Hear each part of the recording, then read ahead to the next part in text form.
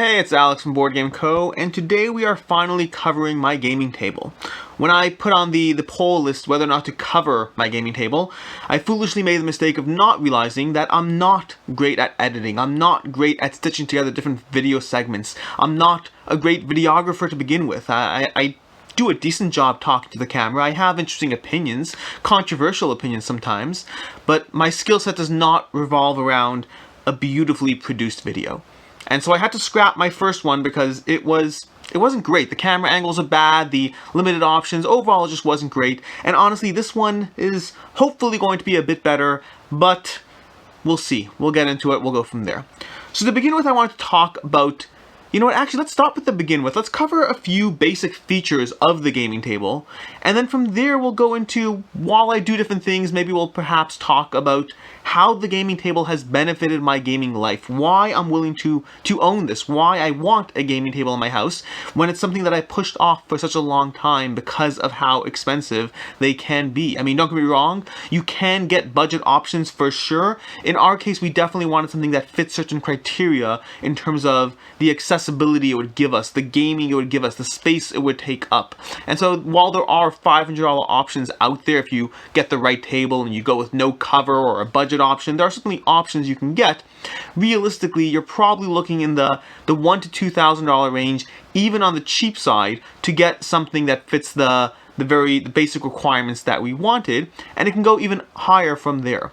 In our case, we got our table from Uniquely Geek, and this is a good opportunity to mention, this is not a paid promo or anything like that. This is our second gaming table that we have acquired from them. We have a dining room table and now a coffee room table. This is not, I did work out an arrangement, a discount for the first gaming table where we had flyers in our orders at BoardGameCo, but this video is 100% not sponsored by them, not in return for anything. It is purely because I like this gaming table. I do like Uniquely Geek. I do recommend checking them out. And I will talk towards the end about why we specifically chose them, what are the different companies out there. I'll do a brief overview on those things. So with that said, let's do a quick overview of the room, and then from there we'll get into certain features of the gaming table, and we'll see. So, this is the table. This is their coffee table. It is one of their more popular models. You can see under there I have a game setup. We'll get into that briefly. I'm going to cover more of the various aspects to the table. This is the space, which you've seen many of these shelves in the past, but usually at a very specific camera angle because I'm trying to go for a very specific shot. This is one of the most comfortable couches you will ever see, but it looks like a messy couch. And then here's another angle of the table, and that's basically it. Now, so underneath here, one of the features I love about this table, one of the things we were specifically looking for in a table, is the idea that you can cover it at will, that you can utilize it both as a table for when you want, and as well as that you can utilize it to get, well, not a table. So over here you have these leaves that pop out very nicely, very quickly, very cleanly. They clip together, and you can't necessarily see it from that angle, but they have a groove design. So over here, each leaf grooves nicely into the next so that you have a seamless thing, you have a seamless seam, and you don't have any issues with liquids or crumbs or anything spilling down into the play area. In fact, one of my kids at one point did spill an entire bowl of milk on the table, and we got one drop of milk spilled down to below and hit the neoprene mat. So just saying, it is basically waterproof, not straight up waterproof, but it does a good job at keeping those things out. And so over here, I'm just going to move aside these leaves one at a time. And underneath we have Cthulhu Death May Die set up. Now I will note, you do have different options for the depth of these tables. So over here, this figure had to be laid down on its side because it's higher than the 3 inches necessary to keep, everything upright. And that's going to be more relevant if you're playing miniature games or anything with things that stand off the table. There are a variety of options you can choose in terms of the depth of the table, whether you want more space for perhaps a drawer along the side. If you want to go for a 2-inch depth instead of a 3-inch depth, there's room for a full pull-out drawer along the edges. Because I play a lot of games that do have miniatures, I went with a 3-inch depth, and I will say for myself, I'm pretty happy with that decision. That being said, if you go on their website, and if you're looking at Uniquely Geek tables, that is, if you go on their website, I will say the drawer does look cool, so it's definitely something that's a nice option. Now, this table has dramatically changed the way we game, dramatically changed the way my wife and I game. Now, my gaming is heavily divided into two categories. It's divided into game night with my friends or my game group, and then family gaming with my wife and my kids, my wife and my other couples perhaps. And I will say game night has not been dramatically affected by the table. It has helped for sure, but for the most part, game night tends to be a dedicated affair. It tends to be, Thursday night, Sunday night, whenever it is that we decide to group up and have a game, it is a committed period of time that we will sit there and play a game until it's complete. Versus playing with my family, playing with other people, does not tend to fall into that category. In fact, our gaming normally tends to be much more sporadic and much more, it's the end of a long day, we want a game, we want to pull something out, but we don't know how much time we have to dedicate to that game. And in the past, until we had a gaming table, that made gaming a very hard thing to do, unless you were pulling out a lighter, shorter 15-20 minute game, because often it was, okay, great, we want to play something, but we don't know how much time we want to commit to it right here and right now. Do we want to spend half an hour? An hour? And what if it is half an hour? That takes out everything off the table that's longer. This game, Cthulhu Death May Die, has been set up for a few days now. My wife and I playing it, a few rounds each night until we get to completion. And a gaming table has made that possible. These games are games we would never have pulled out before. Not we would never, we did never. We never pulled out these games, longer games, until we had a gaming table. Until we had an option to actually play a longer game without committing to a longer game, we simply did not play them. And that meant gaming in general was lesser, because in general, we just, whenever there was an opportunity, or perhaps we're having a meal with friends, so a Saturday afternoon we're having a meal with our friends and they're coming over and whatnot, and it's time to set up a game, but we only have half an hour till everyone's showing up, we just wouldn't play something. A gaming table takes all that pressure off. A gaming table with a covered surface, that is. There are multiple options that have this. There are multiple brands. I would say most premium game table manufacturers do have options for covered tables. And for me, that was essential. Everything else was bells and whistles. For me, the thing I was looking for is effectively having a dedicated gaming room, but without having a dedicated gaming room. I don't live in a house that has enough rooms for a full extra room devoted towards board games. Hopefully one day, but that day is not yet. And so my options were deal with it the way it was, which we did for years, or buy a gaming table and get a far cheaper piece of real estate compared to owning a full other room of a house. And gaming tables, when I first heard about gaming tables, when I first got into the hobby, I very much viewed them as a premium luxury item. And they are, make no mistake about that. But when I first heard about Geek Chic, which sadly went out of business, I always had that in my head as, this is the thing that one day I will get. One day I will build up to a point where I can buy myself a gaming table, where I can justify that expense. And when I eventually did do that years down the road, it wasn't because I had decided it was worth that amount of money, but rather because my perspective of what value it was providing had changed. It was no longer a luxury piece of equipment, but rather it was something that enabled me to game more.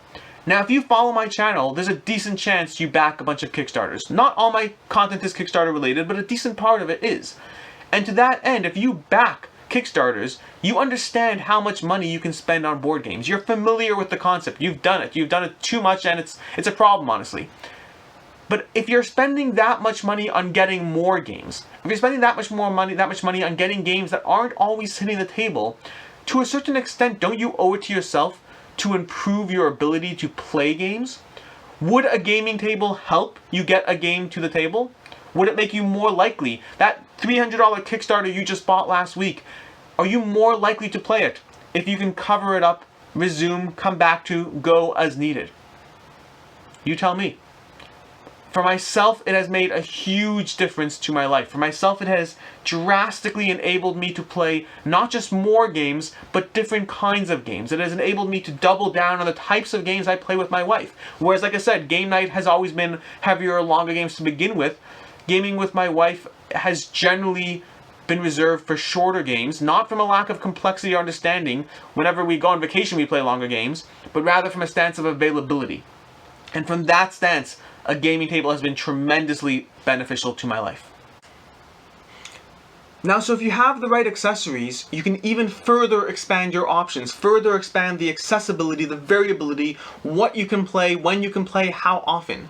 So in addition to these leaves you've already seen, in addition to being able to cover up the table, safe from kids, my kids can jump on this for all I care, putting homework on, putting whatever on the table, if you have these additional surface options, which I do highly recommend, you can get even more games going at the same time. In this case, this is 7th Continent set up. This is an active game of 7th Continent I am in the middle of. I started this about a week ago. I'm currently in the middle of progressing. Yes, 7th Continent has a save feature, but now it not only has a save feature, it can literally just be popped out underneath, right, as so, taken off the table, and then put underneath in order to play whenever I am ready to do so. I will note, these cards did just drop. That can happen when you're trying to do this while covering a video at the same time. If you're doing this on your own, you can be slower and steadier without worrying about the pressure of it. In addition to that, not only do I have 7th Continent, but if you have another play area set up, you can pull out another table. Here we have a game of Domain that I am not actually in the middle of. This is a game of Domain that I set up because Domain is one of the faster games to set up on my shelf when I'm trying to make a demonstration and prove a point. 7th Continent and Cthulhu Death May Die, actually in the middle of. Domain is just here because why not? So as many surfaces as you can put these, and I will say in terms of the game table itself, you can probably have 2 of these safely stored in the coffee table that they have. A third one would require having its own separate storage area. But that means I can have 3 games going concurrently while still having a covered surface. That is a degree of variability that you cannot get on a table on its own. It's a degree of variability that allows me to play more games, better games, different games, and just play more. And ultimately, playing more is something we can all appreciate, something we can all value. The reason we get these games is not to collect them, unless, of course, it is, in which case, more power to you.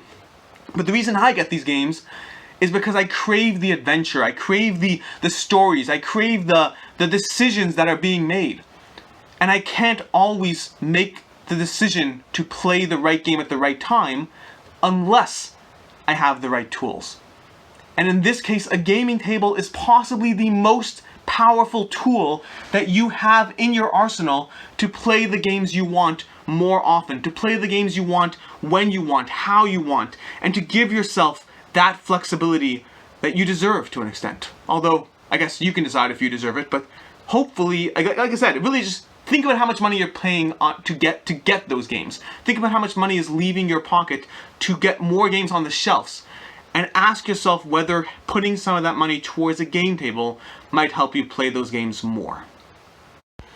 Now, in terms of accessories, Uniquely Geek does have a vast variety of accessories. For myself, all I've gotten for this table are the cup holders. And the reason for that is because while I do like having a good cup holder, very helpful for putting drinks, and they have different types of cup holders, glasses, wine glasses, a standard mug, which I tend to use because it has coffee in it. I like the cup holders, I find them very helpful. For my other gaming table, which I may do a video on at some point, it's just basically a larger version of this for our dining room table. I did get a bunch of accessories for that one, and sadly I have found that over time I just don't use them.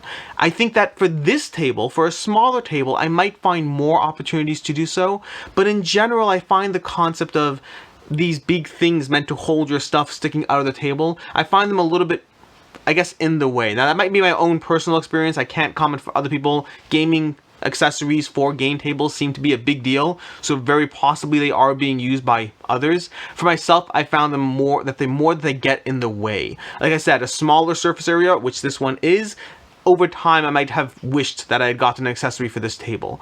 But as it is, the cup holder does a great job. It clips in nicely until you unclick and come straight out, and I do enjoy the cup holder. Additionally, I'll tilt the camera downwards here. You can see over here, this is a storage area underneath the table. So this table underneath it has a storage area that you can utilize to put, well, your cup holders in for one. I think it fits there, as well as other things. You can put one of the game boards that I showed you underneath there. You can put, I don't know, sleeves, bags, board games, whatever you want. A person or two if you maneuver the pieces correctly. I don't know, is that too dark? I don't know where the line is sometimes. In any case, I do enjoy this gaming table. I do think a gaming table is a worthwhile investment. Something like this depending on exactly the specifications you get, depending on the options, the glaze, not glaze, whatever, the finish, the type of wood, the sizing of it, how many of those extra boards you get, all those things can definitely affect the cost. But if you're in Phoenix, Arizona, which I believe is where Uniquely Geek is from, the closer you are, the closer shipping will be. All those things will factor into the price, but something like this is probably between $1,000 to $3,000. I know that's a big range, but that covers everything from shipping prices to all the extras or options or differences you choose to get. Is that a lot of money? 100% it is a lot of money. But the question is, what else are you spending it on? If you're spending it on other things that are, essentials, well, that's obviously a conversation. But if you're spending it on games that you aren't playing, I recommend looking into a gaming table for yourself, just to give yourself that opportunity to see whether it improves your ability to play games, your experiences. I have a poll up right now as I'm filming this about which videos to choose. One of them is about how to play more games, how to find the time to play more games. And while a gaming table is just one small part of that equation, it certainly is a part of that equation. I like to think that I like to obsess myself in this gaming world. I've done this with BoardGameCo and with having a business built around board games. I'm now doing that with this YouTube channel and having a constant daily conversation with you guys about games and whatnot. And I do enjoy that immersion into the world.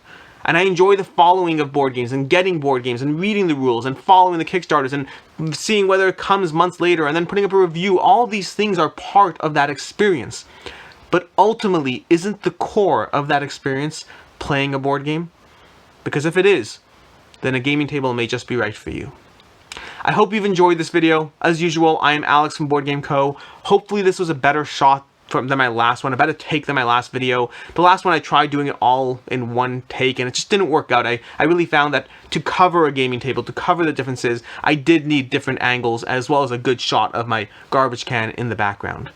Now is a good time to reiterate, this video is not sponsored by Uniquely Geek, but I have engaged in promotional deals with them in the past in terms of sending out flyers and orders. So I do have a business relationship with them. This video is not sponsored by them. I just want to be absolutely clear about that. In general, I want to be very, very clear whenever I in any way engage, take money, or in any way deal with any kind of arrangement with any company. One of the things that you guys seem to appreciate is my my choice to give my frank and honest and biased sometimes, but my frank opinion as much as possible whenever possible, and that is very much at the core of everything I'm doing here, and that needs to be maintained.